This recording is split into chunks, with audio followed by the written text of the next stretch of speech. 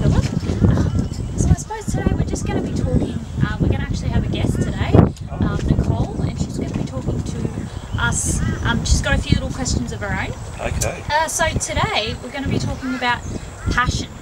Okay. And what drives people, and are we living to our true potential?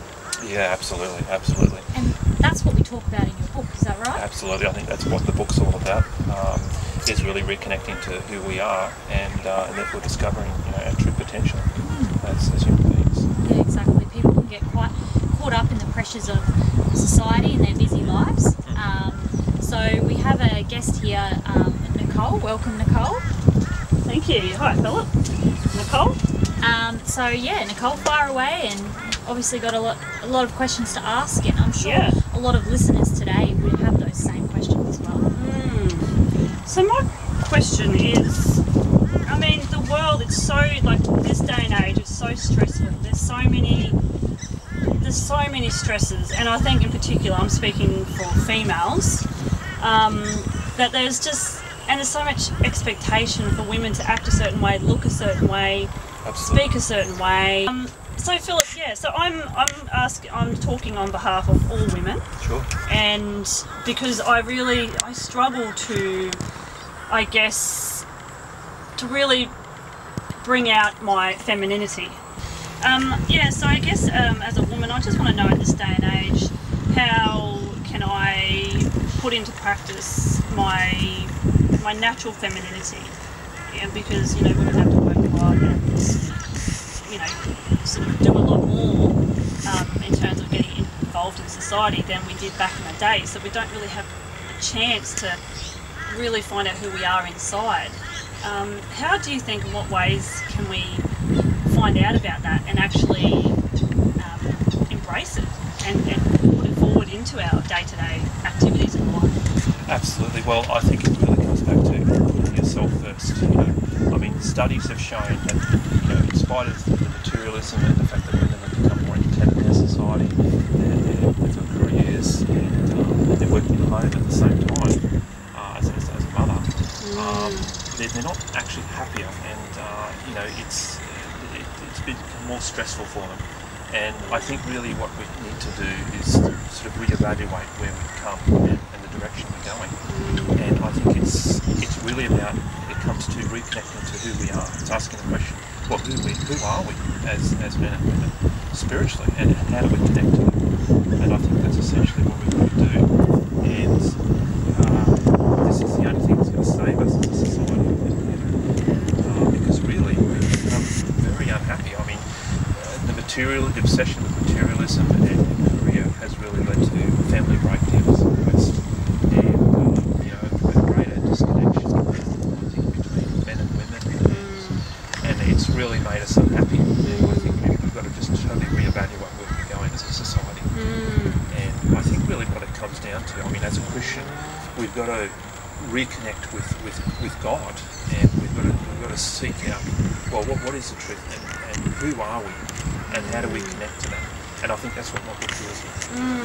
And I guess, Philip, what sort of popped up for me when you were talking about that is that women, they'll say, and men as well, but I'm just speaking for women, that they'll say, I have this passion, or, I have this burning feeling, or, I have a real interest in this, or I've just come alive when I've been involved in this. They'll get frustrated that they're not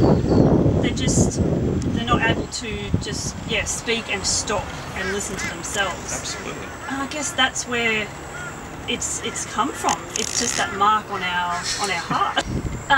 So I guess when you're saying all that, what has come to me is the fact that, a lot of women who I speak to, they'll say, I have this passion in this area, or what's my passion, what's my gift, and this could be anyone. Atheist, agnostic, Christian, Hindu, Buddhist, all those, they want to find that purpose in life. Yeah, it's like, what is that? What's making us think of that? It's on our soul. I would say, there? Yep. It's definitely it's God within us. Your passion is your guide, and you should be going with that. And it's really it tells you who you are. That we are spiritual beings, and we're created to help others. and your passion is your guide to your gifts to help others. You know? And I think it's so important to go with that, and I think that's what the book is all about, reconnecting with who we are. You know? And I believe we all have a mission to help each other. Yeah. And it's so imperative that we connect to it. And we're so disconnected because we're consumed by materialism, and this is really just disconnecting us. It's driving rampant individualism, and it's just certainly disconnecting us from who we truly are spiritually.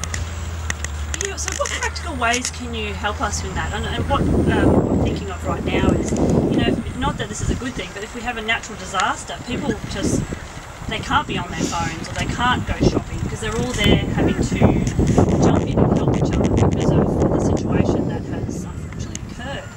But then there's a lot of goodness that comes and a lot of It's a longer interview. So I'm just, with that, I'm wondering, people really feel good after that.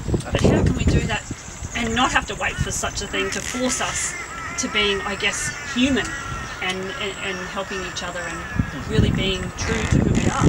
How can we do that now when things seemingly are going smoothly in our lives but we're not happy and we know that?